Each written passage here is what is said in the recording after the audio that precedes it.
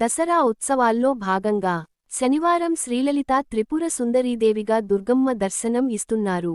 శ్రీచక్ర అధిష్టాన శక్తిగా, పంచదశాక్షరి మహామంత్రాది దేవతగా తనను కొలిచే భక్తులకు వరాలను అనుగ్రహిస్తుంది.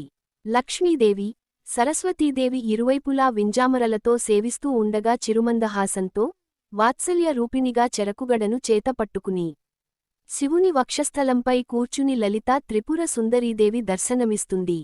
పరమేశ్వరుడు త్రిపురేశ్వరుడిగా, అమ్మవారు త్రిపురసుందరీదేవిగా భక్తుల పూజలందుకుంటారు. తెల్లవారుజామున 3 గంటల నుంచి రాత్రి 11 గంటల వరకు లలితా త్రిపుర సుందరి దేవి అలంకరణలో అమ్మవారి దర్శనమిస్తారు. అమ్మవారి అలంకారాలలో లలితా త్రిపుర సుందరీ దేవికి ప్రత్యేకత ఉంది. త్రిమూర్తుల కన్నా పూర్వం నుంచే ఉన్నది కాబట్టి త్రిపురసుందరి అని పిలవబడుతోంది. శ్రీదేవియే శ్రీచక్ర అధిష్టాన శక్తిగా, పంచదశాక్షరి మహామంత్రాది దేవతగా తనను కొలిచే భక్తుల్ని ఉపాసకుల్ని అనుగ్రహిస్తోంది.